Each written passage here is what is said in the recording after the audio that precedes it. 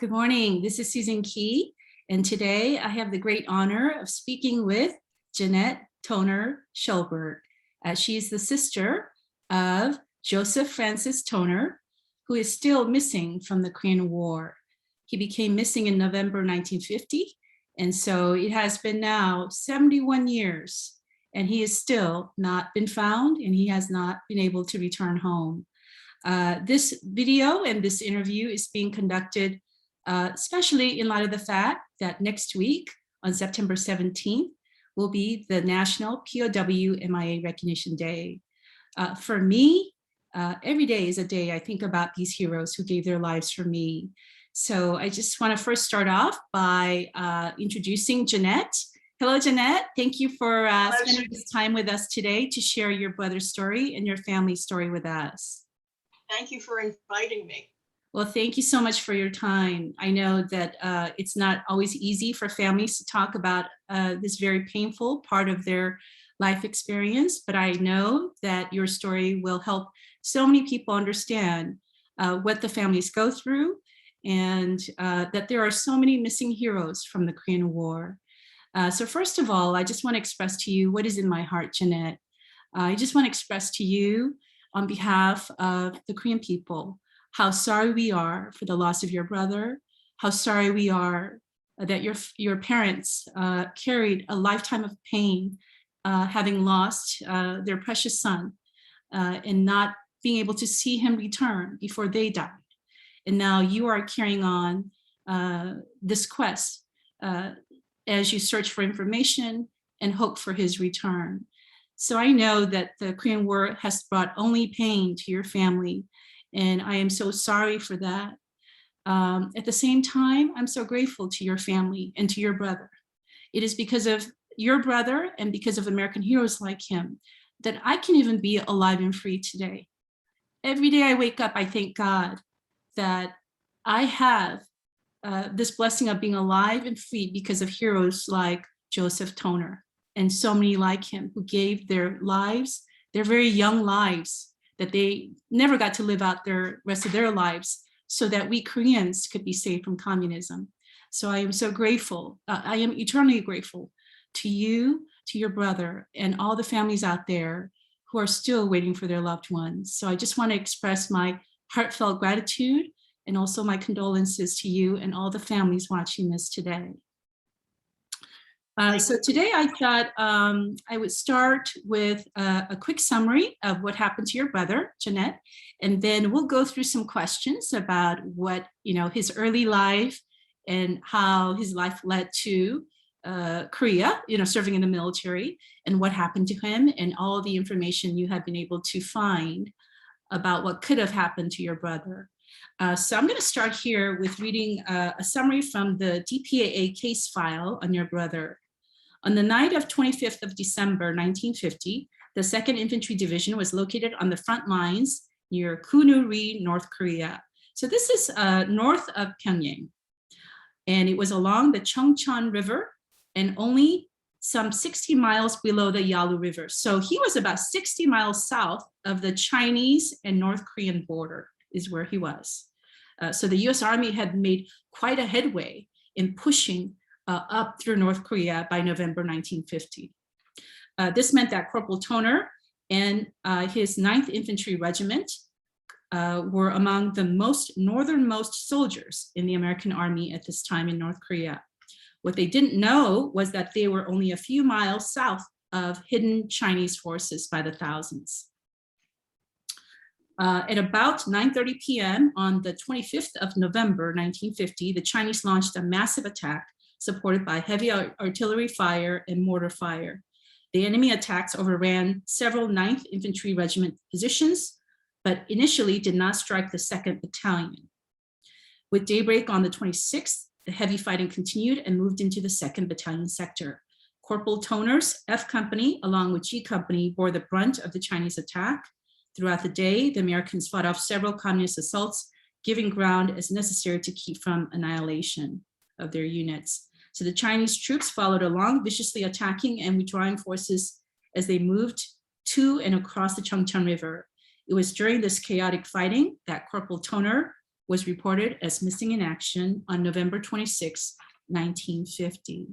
So that is the background of Corporal Toner's story. He served with the 2nd Infantry Division. He had fought most of the peninsula of Korea from when he arrived from South Korea and had advanced all the way far into North Korea, almost to the Chinese border, the North Korean Chinese border when this happened. So that is kind of the backdrop of what happened. And so I'm going to start now, Jeanette, with having you tell me a little bit about your brother. I know you were born a month after your brother went missing. Is that correct? Yes. So I'm assuming that your parents or your family members have told you about it. So if you can share what you know of what your brother was like as a person and what his early years were like. Well, I've been fortunate during my lifetime to have met several people who knew my brother when he was young. I worked with one of his closest friends from high school. I met a man who was with him the night before he left for Korea. And I also met a woman that Joe had written home about and told the family that he wanted to marry when he got back.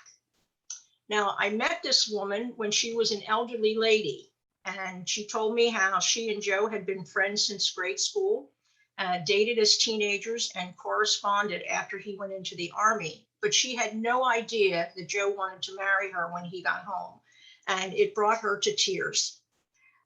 Everyone who spoke about him said the same things about him without knowing what the others had said.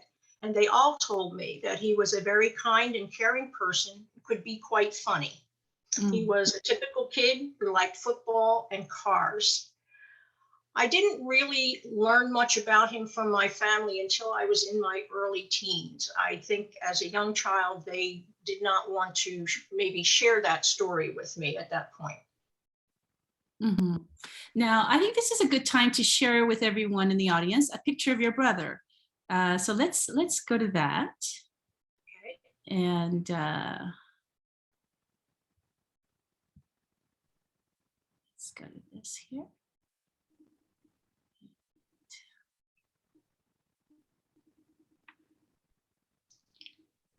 Okay, so here's your handsome brother.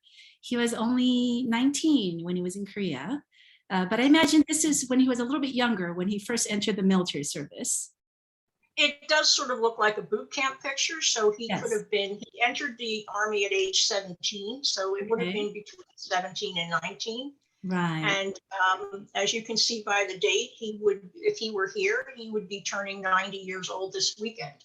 That's right. Actually, I thought that was very, it's not coincidental. I really believe in fate. How incredible that we are talking about your brother on the weekend he would have turned 90. And I wish he is one of those veterans that have had their life here, been able to live out their life that I could have met at year 90 years old. I know many Korean War veterans that are 90 years old, and I'm sorry that he never got to live his life to a year of 90, but I'm so glad that we can remember him on this very important 90th birthday he would have had if he lived. So yeah, he was born September 12, 1931, and here's his very young picture.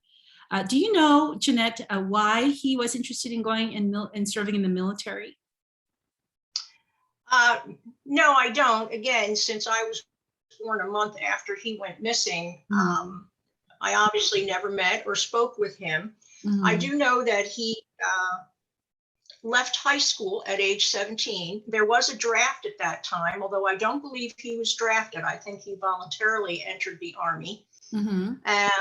I don't know why, except he lived in a very, very rural area of New Jersey, Berlin, New Jersey, and it was very rural at that time. So maybe he was not able to find work. The man that I worked with who knew him at that time, he and another friend were going into the Navy, and he told me they tried to convince Joe to go into the Navy with them. But he, for whatever reason, wanted to do the Army, maybe because my father was in the Army, but I don't know the reason for that. I see. And I imagine he grew up, he was a young teenager during World War II, and that seems to be the kind of the inclination of that generation, is to serve your country. The whole country was involved with World War II. So I imagine he kind of grew up around that and wanting to serve, because that was just how that generation was, right? To serve your country. Yes, and the military was considered a good place to go to sort of get your feet on the ground and so forth. So, but right. So let me ask you, if you were born a month after he became missing, how did you become interested in your brother to the extent that we will find out that you have done so much research? How did you become so interested in a brother you never met? Well, when I was 18, I joined the US Navy. Mm-hmm. And my first duty station was in Washington, D.C.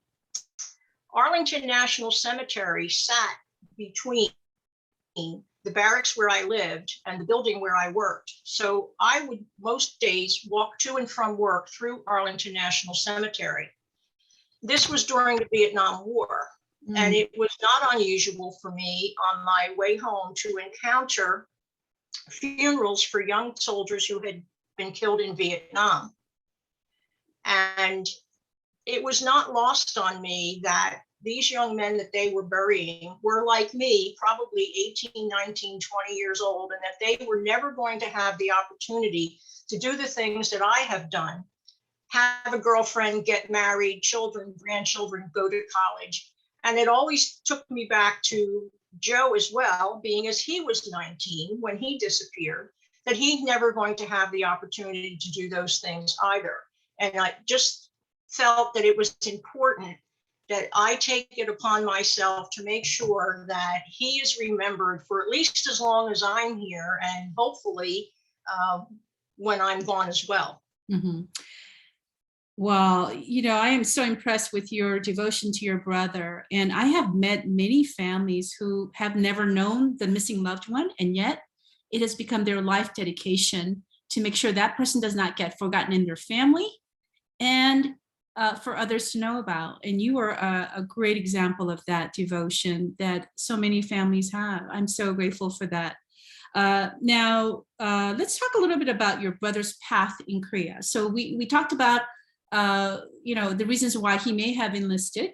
Do you have a sense of when he arrived in Korea, or how he arrived in Korea in July of 1950?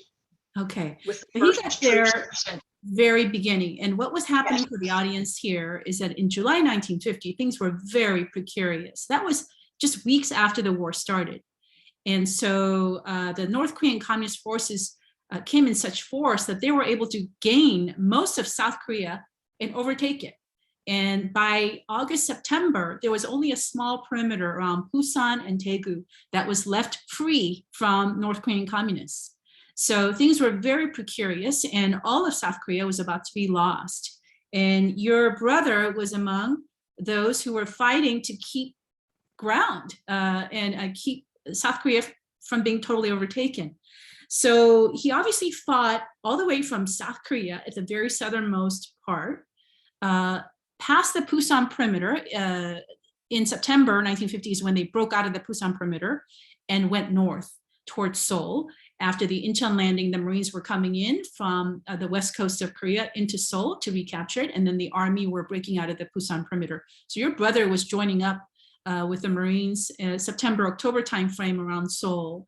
And then in October is when Truman and MacArthur decided to go beyond the 38th parallel into North Korea to try to liberate North Korea. And so that's where your brother was advancing into North Korea. So in the area that your brother was fighting in is around the area of Unsan. And what a lot of people don't understand is that there was a Battle of Unsan in October when the Chinese forces attacked with a huge force. And they withdrew after that battle. And the US Army took a lot of losses. 1st Cav Division took a lot of losses. And mistakenly, I believe MacArthur probably believed that they had withdrawn all the way to China. They had not. They were hiding in the mountains of North Korea. Right. When they came back with more supplies, refueled their armies, they then attacked again. And that's when your brother, who was in the same area about 3 or 4 weeks after Battle of Unsan, now found himself now again totally surrounded by the Chinese, as the first cav was in October. So when he became missing, can you tell me how your parents were informed? Do you know much about how they were informed and how they reacted to the news? I don't know how they informed them back then. I have Joe's deceased personnel file, and there are no copies of telegrams or anything like that in there. There are letters from the Army saying that he was first missing, and then later on that he was, when they 1953, that anyone that had not returned, they were classifying as presumed dead, so that the military could move forward with closure and giving benefits due to the families. But I'm assuming that they notified them much the same way that they did in World War II, which usually was by a telegram. I don't know if they sent an individual to the home the way they do now. But again, at the ripe age of 1 month, I was not aware of what was going on. Sure. Now, this was, so Joseph was your father's son. Correct. And then your mother was not his mother, correct? Your half sister. Your half sister. I'm a half sister. So you have different Correct. mothers. Correct. Okay. So I imagine this really was hard for your father, this news of his son becoming missing. Do you know how this affected his life? Yes, and that was actually something that I wanted to speak to, because, you know, we do have the Gold Star mothers in this country, and they are revered as they should be. But we seldom, if ever, hear of how these losses affect the fathers. Yes. And their children too. This took a terrible toll on my father. In the deceased personnel file are multiple copies of letters that he wrote to the Army asking if they had any information about his son, begging them to, you know, please try to find him. And I know it was something that was on his mind every day. My father began to have serious heart issues at a very young age, and I have to think that some of it was due to the stress and the grief that he felt over losing Joe. Joe was his firstborn child, was named after my father. And so it very much affects the fathers. And I've often wondered why there's not a Gold Star Fathers group to give them the support that they give to the moms. You know, that's a very good point. I hadn't thought of that until you brought this up. That's right. There's Gold Star wives, Gold Star mothers, but not fathers. There's nothing for the fathers. Yes. Yet their grief is as great and as real as it is for the mothers. Yes, it is. I imagine, especially because this was your father's firstborn. Correct. And named after him, as you said. So did your father pass away early? Did he die at an earlier, younger age as a result of? He died in his early 70s. Okay. But he had a multitude of heart issues. And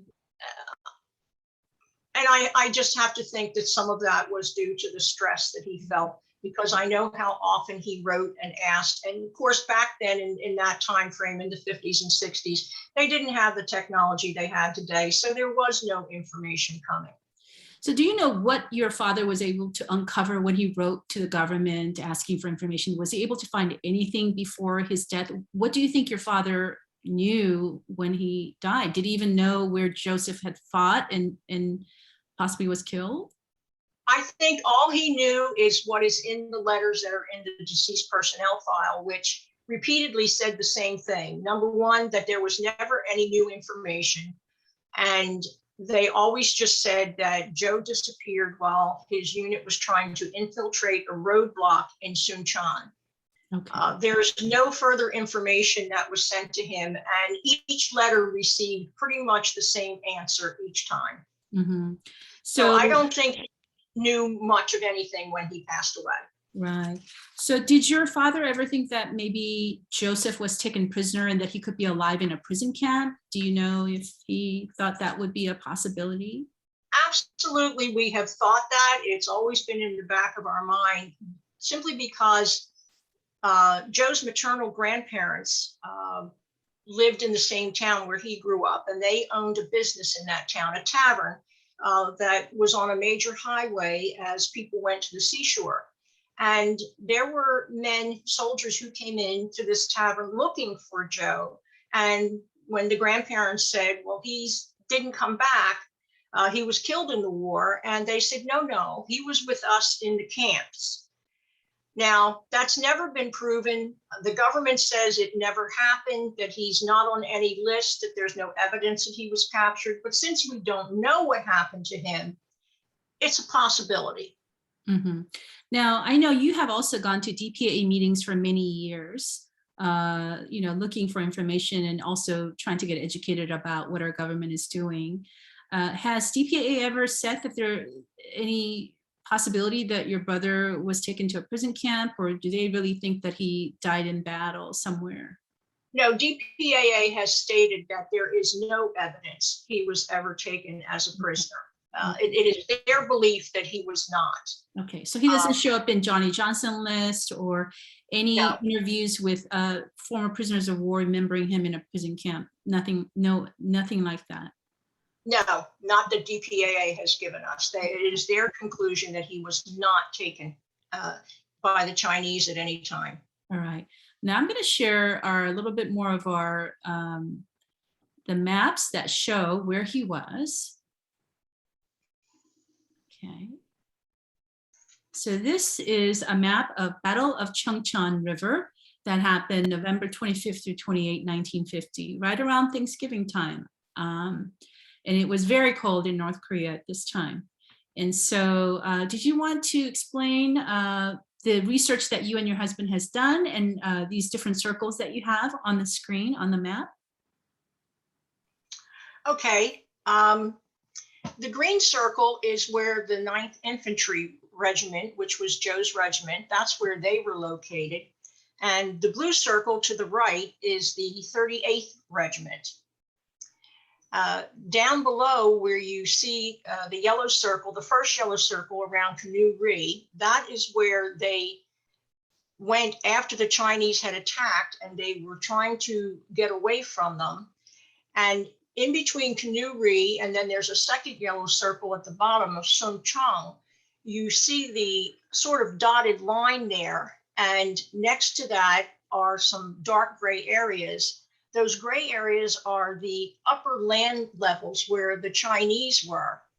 And the white areas that are along this sort of dotted line is the lower land where the American forces were trying to get away. This is what is referred to frequently as the gauntlet. As the American forces were making their way back towards Chengchon, the Chinese army was up on these upper levels, firing down on them in the lower areas, and they were just basically sitting ducks. Mm-hmm. So you and your husband did a lot of research around trying to locate where your brother may have been. Can you tell me a little bit about what you did and how you were able to kind of locate that green dot where you're, well, I guess it says 9 there, so that's the 9th Regiment, right? Correct. So this is 60 miles south of the Chinese border, which is actually pretty far north up. From what I understand, during this Battle of Chongchon, over 4,000 Americans were killed, according to something I read recently. And it was one of the greatest losses in US Army's battle in the Korean War, and one of the most least known battles of the Korean War. A lot of people focus on the Chongchon Reservoir battles, which happened on the east side with 7th Infantry and 1st Marine Division. But this battle here was happening around the same time as Battle of Chosin, did it not? Yes, it did, almost simultaneously. Yes. And so the Chinese were doing a full frontal attack and encircling the US forces, both on the west side of Chosin and at Chosin. So they were attacking in full force here. And so this was a very difficult situation for the US Army to get out of, especially here in this Battle of Chongchon. I also wanted to share some pictures of what it looked like for these soldiers. Now, I don't know that this is actually Kunu-ri or Chengchon or Chongchon River, but it is a picture of Chinese Communist forces swarming down this hill. And I know a lot of veterans that I've interviewed describe they look like ants on a hill coming down in masses. And so just I cannot imagine the terror of seeing something like this coming at you. And so this is one of the few pictures that I was able to find that kind of describes and shows the terrain, the snow, the massive numbers of Chinese coming down. This is a picture of another battalion of 2nd Infantry Division near the place where Joseph Toner was. So this is elements of the 2nd Engineer Combat Battalion. And they're here, obviously, trying to defend their position here behind some kind of a road clearing tractor or something they've got. These engineers had all these kinds of equipment to clear the road. And so they're fighting the Chinese here in the same area. Around the same time Joseph was fighting. So this was the closest photo I could find to anything at Kunu-ri. There aren't too many pictures of this battle. And Susan, another thing that worked very much against them is that they had to cross the Chongchon River. Yeah. And our men were still wearing the summer uniforms that they had when they arrived in July. The winter uniforms had not reached them yet. Yes. The temperatures had dropped to 20 degrees below Fahrenheit. And as they crossed this river, most of them had to wade shoulder high water. And as soon as they came out of the river, their clothing and everything began to freeze. If they didn't die from that, many of them lost toes and hands, feet because of the frostbite. So it was a bitter, brutal atmosphere. Yes, I know that this was one of the coldest winters in Korea's history, 1950. And both at Chosin and outside of Chosin, which is this area here, they were hit with just incredibly freezing temperatures, 20, 30 degrees below zero. And a lot of the veterans I've interviewed from the Battle of Chosin, they still have the effects of frostbite, and many have lost toes and feet. And so this was a horrific situation where our men were sent up there without a whole lot of support, just even to keep themselves warm while fighting. And that's a very good point, Jeanette, that they were still wearing their summer gear that they were given. So yeah, I think the push to North Korea was in such haste without a lot of preparation, and obviously not a lot of foresight to the fact that Chinese could come in. Now I'm gonna go ahead and let's see here. Are you still there, Jeanette? Okay. Okay, let me see. Let me get back here. All right. All right.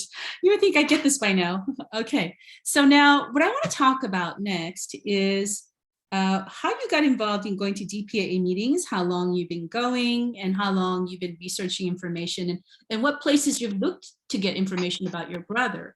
If you can share a little bit about that.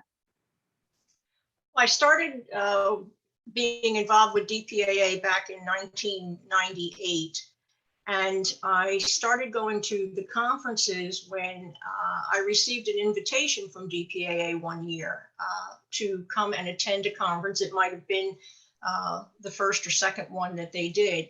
I don't go every year, but I try to go every couple of years. And my research has basically been, I've worked with my congressman to get some of my brother's records and files. I know the first time I asked for his deceased personnel file and I received it, just about every single page was so blacked out, I could read nothing because they said that everything was still secret information.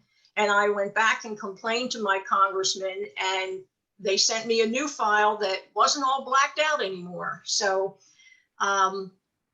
But it's, I've attended the family conferences and I've tried to get information there. I have talked with other people who are involved in researching the Korean War.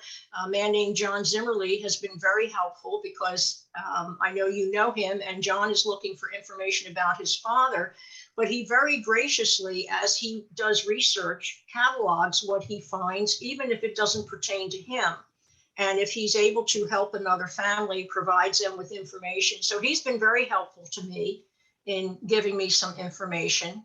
And that's basically about all I can do. Mm-hmm. Now, let me ask you a little bit about how you got the deceased personnel file through your congressman. For these families that may be watching and not familiar with what you did, can you kind of describe what you did and how you were able to get this file and your brother? It really was not difficult. I sent a letter to my congressman. You need to send it to your own congressman because congressmen from other districts can't do things for you. Sure. But you send it to your congressional office or your Senate office, just a very nice letter or email, giving them as much information about your family member as you can, their name, service number, years, etc., and ask them if they will assist you in obtaining the deceased personnel file. Usually it's one of the aides who respond, and they send a request off very quickly. And I have learned that the personnel records offices will respond to a congressman or a senator much faster than they will respond to just me. Yes, that is absolutely correct. I'm so glad that you detailed that very well. Actually, I had another situation very similar to yours. I knew a Korean War veteran. He was a young lieutenant artillery officer during the Korean War, and he had always been told that his records were burned in St. Louis, in the records building there. And he thought, no, there's got to be something. So he wrote to one of the US senators here in Arizona and asked for his full military file.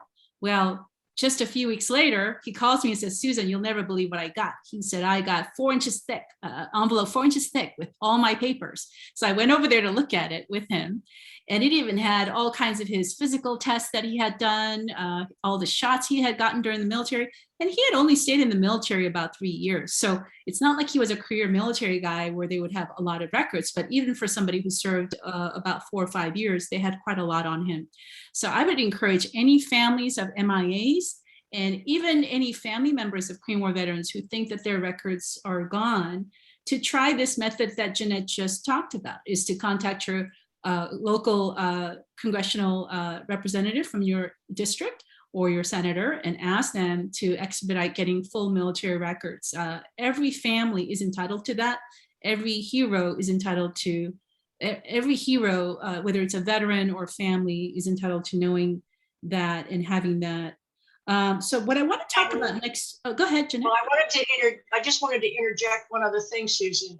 I've heard stories like you just told as well from people who were turned down, told there was nothing, and then their congressional office was able to get something. But the deceased personnel files were not kept at the National Records Center.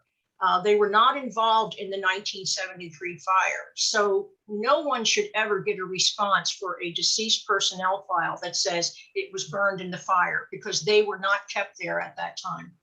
Okay, so then Jeanette, my follow-on question will be, what is in a deceased personnel file? Can you tell me kind of what's in there in terms of content that's different than what the National Records would have? What do they have? The National Personnel Records Center, when you send away for, like if I send away for my records, what I'm going to get are my enlistment papers, everything I did while I was in the service, right down to my requests for leave. It has my high school transcript, all the paperwork that they gathered on me at my enlistment time, right up to my discharge. But the deceased personnel file is much, much more detailed. It not only has all of those kinds of records, but it has every sheet of paper that has been transacted between the time that this person entered the service and the time that you are asking for the file. So like I said, it had copies of all the letters that my father wrote. It had dental records. It had all kinds of the physical exam records. It had all the information of where he had been stationed.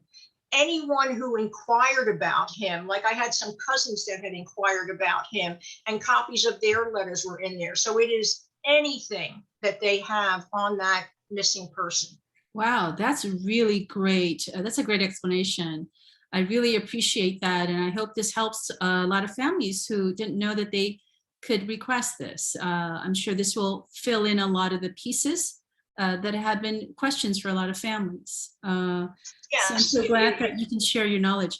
Now, I want to talk about next something that you and I had talked about in many phone conversations, and that is a obstacle you're facing right now with the whole issue of primary next of kin.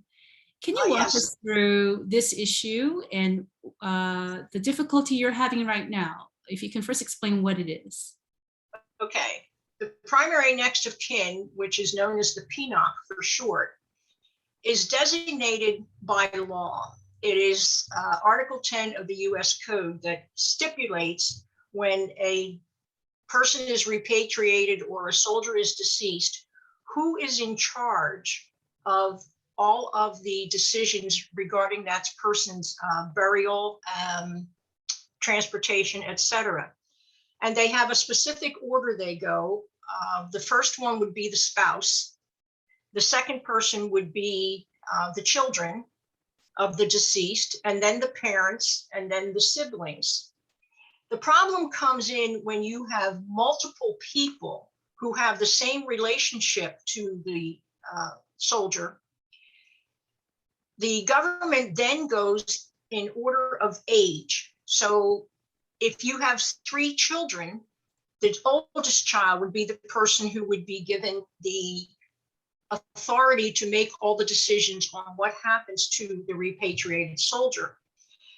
It can create a problem if the oldest person chosen is not interested in doing anything, or in some cases, as many families have issues, if there is an estrangement and they do not want to allow the other children or siblings or whatever to participate or have any information about what is going on.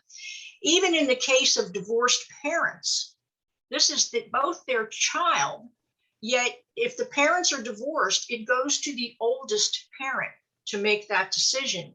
So as you can imagine, if there was a divorce and it was an acrimonious divorce, this person wants to settle a score, they could actually shut out the other parent from being involved with their child's burial, remains, decisions on what happens, and so forth.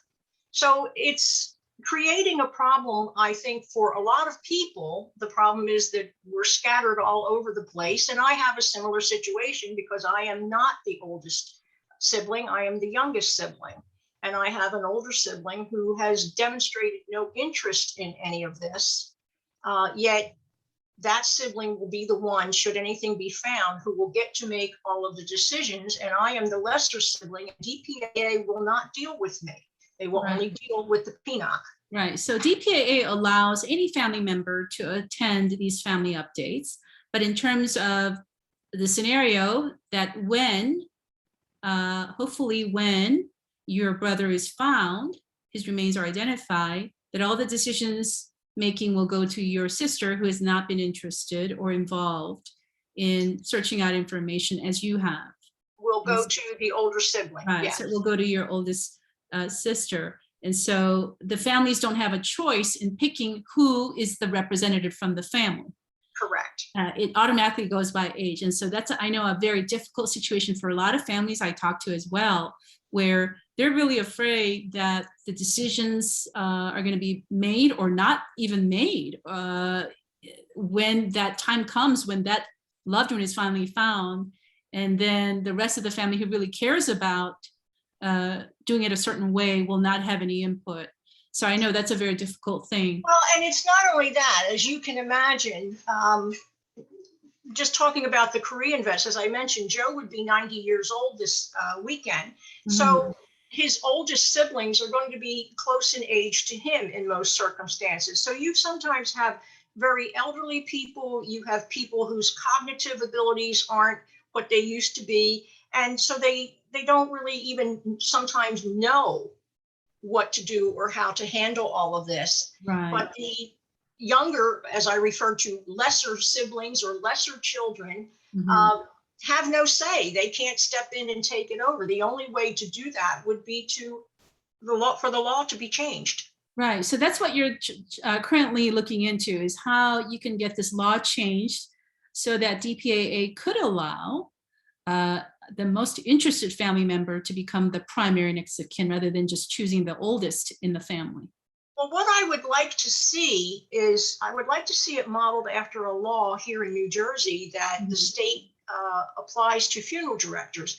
And that is, if you have multiple family members with the same relationship to a parent or someone else, that the family members decide among themselves what is to be done and then present that to the funeral director, rather than one family member, simply because of age, getting to make all of the decisions. Right. So more of a group decision and a consensus. Exactly. I'm not looking to exclude the eldest in any way, any more than I want to be excluded. But rather, I would like to see a more equitable way of handling it. I think that's totally fair. So I know that you have looked into talking to your congressman and see, well, what can be done here to help many families in this situation where their hands are tied if the oldest person is not interested or may make the wrong decisions that does not that jive with the rest of the family. I know that you are starting to figure out what your path forward will be to try to get this change for you and many families who are struggling with this right now. It certainly would have to be something that is done through the legislature. The problem is, again, first of all, would be finding other people with the same situation, because one person isn't going to change this law. Right. Well, you know what I'm going to do when we post this video, Jeanette, I'm going to put under the comments or wherever I post on Facebook, if you're a family member with similar issues that Jeanette talked about in this video, then they can contact you, and we can certainly find out if there's other families that would join up with you to put some more strength into this, changing this law that has been so restrictive for the families. So we can certainly do that. And that would be fine if somebody has a similar story or an issue that they would like to maybe try to get changed as well. They could email me. I have an email. It's called KoreanWarFamilies@gmail.com. Okay. Also, you already created the account. Great, Jeanette. I love you. You are so proactive. I love that about you. So KoreanWarFamilies@gmail.com. Gmail.com. Right. And so that's the email for everyone to reach Jeanette. And if you have a situation where you're not happy with the current PNOC rule and law, and you want to see that changed, please reach out to Jeanette and share your situation. And maybe you could all join forces to get this changed for the benefit of all the families who are struggling with it. Absolutely, because there's strength in numbers. As I said, for me to go alone, it would be a David and Goliath type of situation. And I imagine the Army would push back, because not just the Army, but all the military branches, they would prefer to do what is convenient. And right now the law is convenient for them. Well, I certainly hope you can win this battle, just like David did. Okay, so now I want to talk about something else you have done. You have been very proactive about doing something about the situation here with your brother. And I want to share with the audience here something very significant you did in the town of Voorhees. And I'll share the screen right now of a project that you started and continue to be involved with. Okay, so this is the beautiful Wall of Honor in the town of Voorhees, New Jersey. And Jeanette and her husband created this wall, and they continue to maintain it in honor of the veterans in their town, as well as her brother and others who have given their lives in wars. So I'm going to let Jeanette walk us through kind of the, first of all, tell us what made you want to do this. It is beautiful. I'm going to let you kind of tell us what was in your heart that and how you actually got this to happen. Okay, well, this came about because I worked for the town of Voorhees for 26 years. And when I got ready to retire, coincidentally, some of our residents had contacted the mayor. And they were rather upset that the town did not have anything to honor its military veterans. And they wanted him to do something to that end. And so he came to me because I am a veteran as well. And also he told me because I was now retiring, was going to have lots of free time on my hands. And he asked me if I would be willing to take on the project and come up with something that would honor our veterans. And so between my husband and I, we decided on this wall.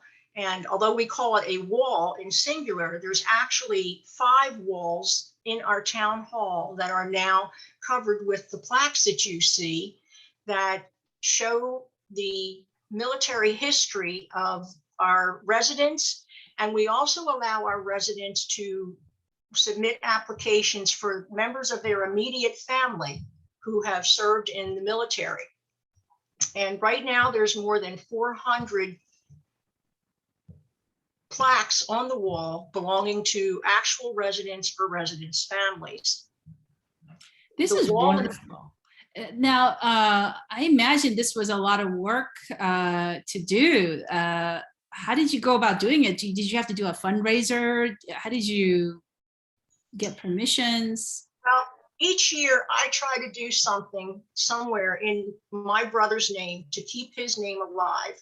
Mm-hmm. And over the years, I've done various things. It might be a scholarship. It might be a donation to an organization of equipment or something. We helped the town where he grew up. We helped them with a park that they were doing, and they erected a band shell in his honor with his name on it. So the very first year, this was our gift in my brother's honor to our town. And my husband and I paid for everything that was here. But in the subsequent years, because we are now in our 7th year, it has been so well received that we have been able to continue the wall through donations from organizations and just people in the town. It has had a wonderful response. There's no tax dollars that have ever been used for this wall. Everything comes from the people. Private donations. Well, this is a huge undertaking, and I'm so grateful to you for doing this in memory of your brother and all the others. Now, I think you want to tell me about this wall that has your brother's picture. And let me see here if I have a close-up. Okay, this one. So your brother is second from the left. Can you tell me about the others here on this wall here? So this is a special wall that we have for people who are either killed in action or missing in action. So the very first picture is a Voorhees resident who was killed in action in World War II. Then the next photo is my brother who is missing. The next photo to the right is another town resident who was killed in action in Korea. And the last picture is a Voorhees resident who was killed in action in Vietnam. Wow. So even though, I don't know how big your town is, but you have a lot of heroes from your town. Yes, we do, because we consider them all heroes. The purpose of the wall is to show that it does not matter what you did when you were in the service, that everybody had a job and takes everyone to make things happen and to have success. So when we put people on the wall, there's no particular way in which it's done. It isn't done by rank and it isn't done by branch of service. The only people we group together are people from the same family who apply in the same year. Because from the cooks who feed the men to the people who process the payroll so the men know their families are getting what they need, to the heroes who go out and fly the planes, but everybody has a job and everybody did their job. Amen to that. I absolutely agree with you that everyone had served with honor and a sense of duty, and they're all deserving of that title of hero. So now the next thing I want to show is the chair. And I know you wanted to give us a little bit of background on the origins of this POW MIA chair. I didn't even know about it until you told me earlier today. So can you explain a little bit about this POW MIA chair that you have there? Okay, as you said, this is a POW MIA chair. It was created and designed by a member of the Rolling Thunder Motorcycle Organization, which is a group of primarily Vietnam vets who have for years been at the forefront of fighting for information and closure for the men who did not come back from Vietnam. But they extend it to POWs and MIAs from all wars. Their mission is to make sure that our government does not forget these people who did not get to come home, that they continue to search and provide the funding necessary to find them. And the purpose of this chair, and you will see many of these now in sports stadiums, in buildings around the country, the purpose is to remind people that there are still thousands of young men and women who went away to war to fight for someone else's freedom, who never got to come home and live their own life. The chair is never to be sat in until everyone is back home, but it's to remind people and let people know that there will always be a welcoming place for that veteran. And that's why it's roped off here in our town, and anywhere you go, you will always see that the chair is roped off in some way so that no one can sit in it. Right. Well, this is such great education, Jeanette. I had no idea that the Rolling Thunder were the inspiration and the creators of this idea. And that, yeah, this is never to be sat on. I've seen the POW MIA table, you know, with the Bible, the lemon and the rose, you know, right, the missing man table, yes. Right. But I hadn't really known this background about the chair. So I appreciate you taking us through that. Let me see here. This is such a beautiful wall with such incredible quotes that you have on top. Highest form of citizenship is to serve your country. Is that correct? I can't see. Yes. Okay. Yes. And I totally agree with that. This is about, you have another quote here about women in service. And yes, that was a quote from a World War II nurse. Okay. Wow. Well, I hope to visit Voorhees Town Hall one day and have you show me this beautiful memorial wall that was inspired by your devotion to your brother. Well, that would be exciting. Yes. Wow. This is beautiful. I commend you for this, Jeanette. You are a lady of action, and your brother is lucky to have a sister he never knew that does so much in honor of him. So this is wonderful. Okay, so let me see if I can get us back here. Okay. All right, so here we are again. I worry every time I have to push a button. I don't know what's going to happen. All right, so here we are again. Now, what I want to talk about is, as we kind of close this portion of the interview, what do you hope for as a family member in regards to your brother? Where do you think he may be? What do you hope for as the outcome? Well, I kind of like to think that he is possibly in the punch bowl, the courts of the missing in Hawaii. And I have a good feeling about that. So hopefully as they go through the disinterments, maybe we will find one day. But the problem is that we're all getting older. And it's going to take them a number of years. Based on their phasing, I think it'll probably be 5 or 6 years before they get to the area where maybe he might be. Mm-hmm. But I don't know for certain that he's there. You know, it's just kind of a assumption based on Operation Glory, when those remains were returned and so forth. So, you know, we don't know, but I would like, before I die, to see his remains identified. I would like to have an equitable say in what happens to those remains. And if possible, I would like to know exactly how he died, and hopefully that it was something that was very quick and painless. Mm.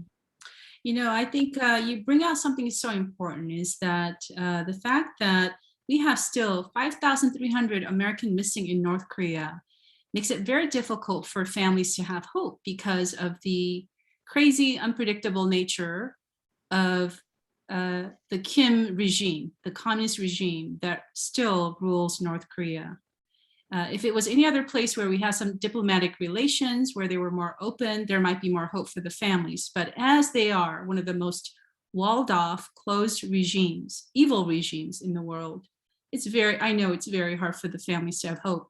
And so I really, truly hope that your brother is among those that lie at Punchbowl Cemetery in Hawaii.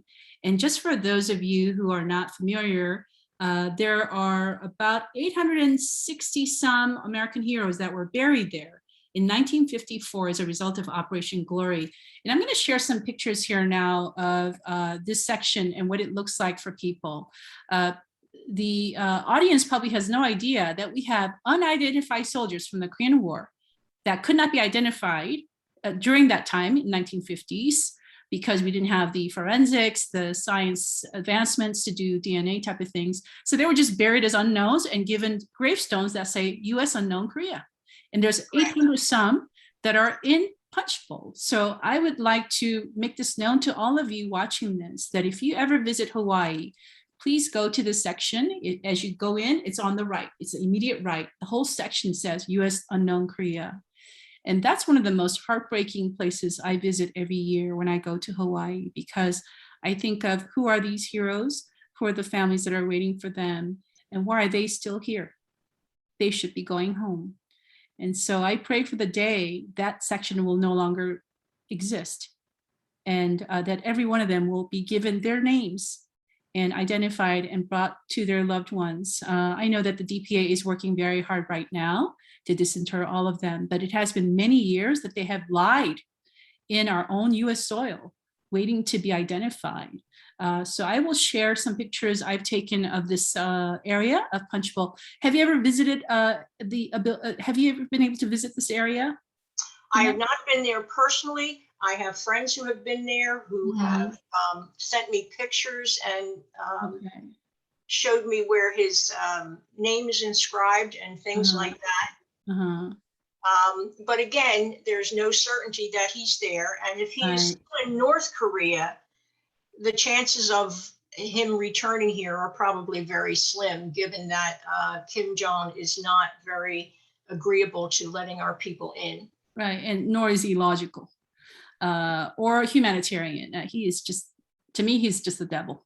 But anyways, here is the US unknown Korea section of Punchbowl that I took a picture of. And there are some 800 gravestones like this. And what's sad is no one knows who they are.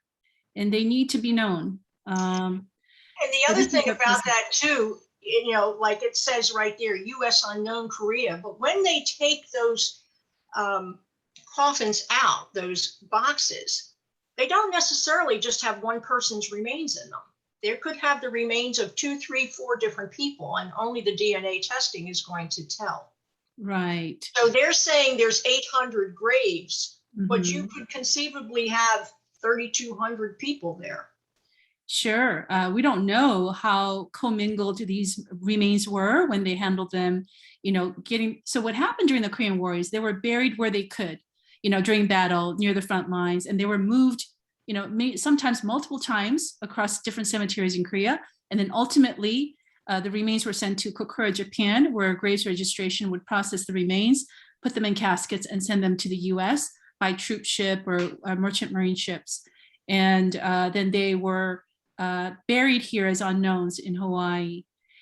So yes, that is correct. We don't know if it's exactly 800 or more. So potentially it could be more than 1,000. So this is a lot of families that could get closure, knowing that we have 8,000 missing. So if 1,000 could be in here, that's a big percentage that we can have closure for the families. So I visit this area every year, and I say a prayer for each one of them. And I thank them for their sacrifice, and I wish for them to be identified and sent home. I laid a lay here on one of them here, U401. It says U right there, it's in the shadow, but that's the actual plot. So they all have this. So during the Korean War, 867 were buried here as unidentified. I found out from the Dpaa website that 432 came from South Korea and 416 were from North Korea. And then some 19 additional remains recovered between 50s and 60s were also put in Hawaii. So today there's still about 750 still buried there that have not been disinterred. And so the Dpaa is working now to identify them. And I know many have been identified and sent home. Let's see here. I also want to talk about the repatriation efforts of Dpaa. There have been throughout, since the Korean War, several times where we've gotten either remains or we have been able to go into North Korea to get remains. The most recent one, as you know, is August 2018, after President Trump met with Kim in Singapore. They returned 55 caskets of American remains. 2 have been identified. I think this is outdated. I think I did this presentation a while ago. Much more than 2 have been identified from the caskets. So I think they're up to 47. Wow, you are more up to date than I am, Jeanette. I'm really impressed. At the last family conference, I was told by Dpaa that the majority of remains in these 55 caskets are from the Chosin Reservoir. Yes, East Chosin so far, they have identified. And recently I went to a funeral of Major Harvey Storms. He was a major serving with the 7th Infantry Division on the East Chosin. And I know I've seen many identifications of those from 7th Infantry on the East Chosin side. So I know that's very unexpected and wonderful news for these families who never thought their loved ones would be brought out of North Korea. So it does give us some hope, and I pray for more opportunities where we would be able to get Americans home from North Korea. The last thing I have here on this slide is MACRI. MACRI is the organization in Korea that does the same work that Dpaa does to recover and identify. So the South Korean military right now is very active in especially going to battle sites along the 38th parallel, the DMZ area, where they have demined some of the areas where there were landmines, and now going in to dig those areas for both American and Korean lost fallen soldiers. So I know they're definitely doing that. I just want to show this as well. This is the Dpaa map showing where all the American losses happened. And so you see there, Unsan, Kunu-ri, 403 there. I think it's probably more than 403, but I don't know if these numbers are correct or if I'm interpreting it correctly, but you see on the far bottom left here, Kunu-ri, that's where Corporal Toner, Jeanette's brother, was fighting. So these are all the different areas, including POW camps, Chosin Reservoir, and various cemeteries where Americans were buried. Today, there's still 7,554 missing from the Korean War. So we have only found about, I would say, 500 or so Americans. And that's a very small number considering it's 70 years on. So I know this is very difficult for the families who are still missing loved ones. And as I said, 5,300 are still missing in North Korea. These are just other things I had from a previous presentation I had done about the prisoner exchange. So I think for the purposes of what we wanted to cover, this is when the 55 caskets arrived in 2018. And I just wanted to kind of end here with this picture.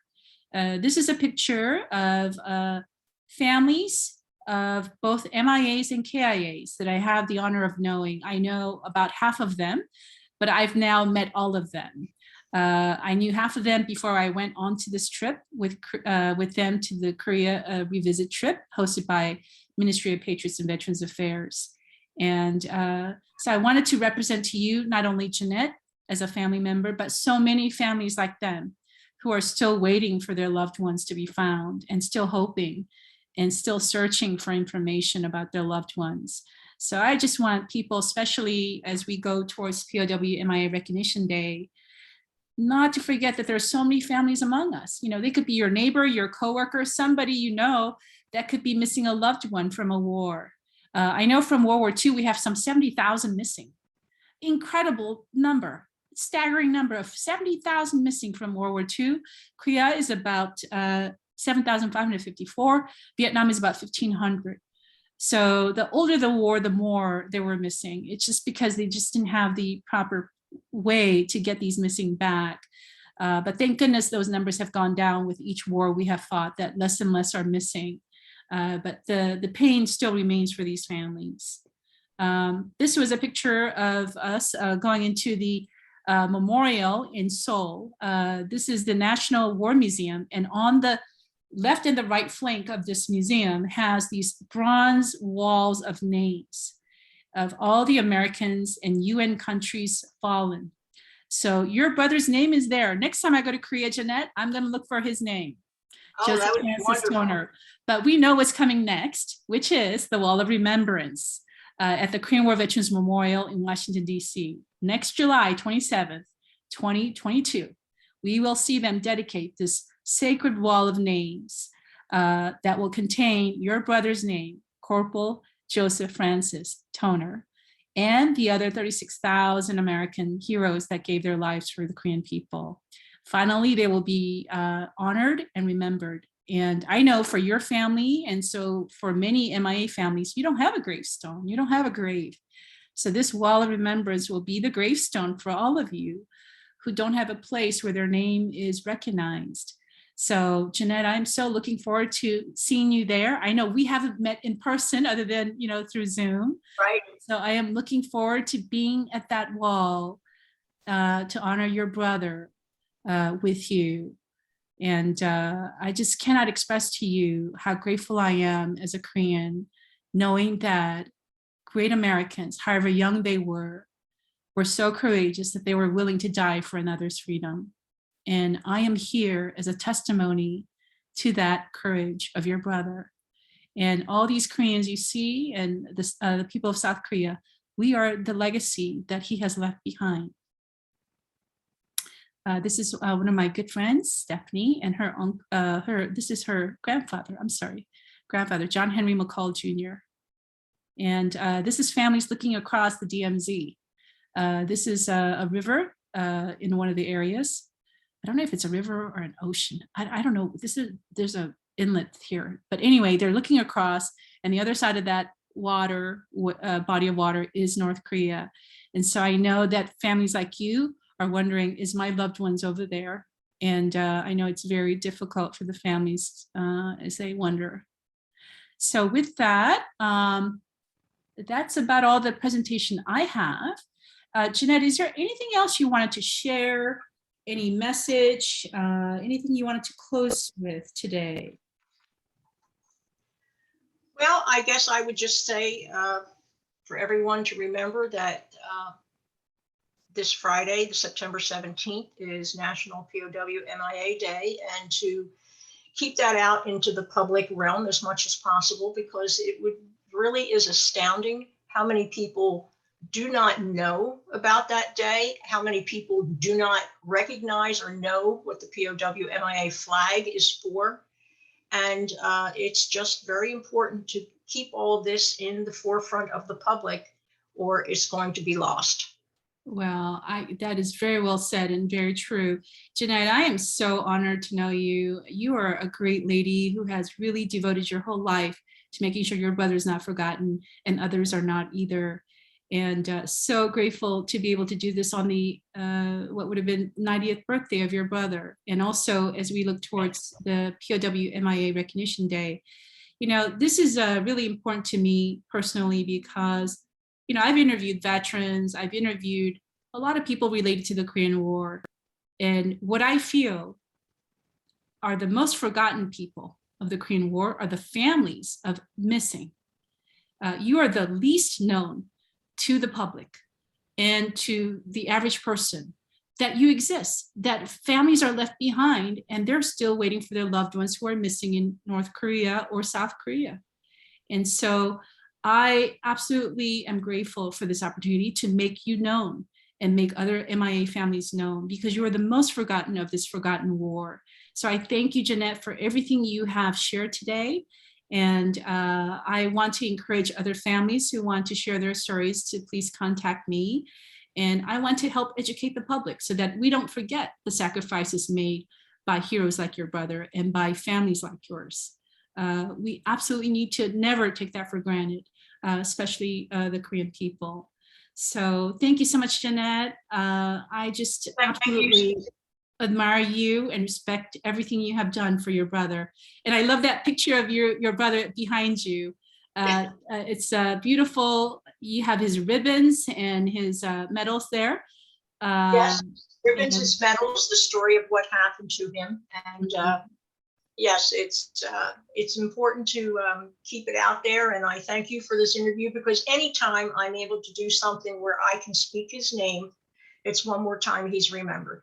That's right. And I will never forget Joseph Francis Toner. I will carry his name on my heart, in my heart. And I look forward to seeing you next year and stay in touch with you, Jeanette. Thank you so much for your time. And I know I can never thank your brother enough. I can never thank your family enough. And I just wish for him to be found. And I hope I can be there with you when we can see him laid to rest. Well, that would be wonderful. That would be a dream of mine, and I certainly would want you to be there. Wow, it happens. A huge honor. Thank you, Jeanette. God bless you. Thank you so much for your time today. All right, thank you. Thank you. Bye-bye. Bye-bye.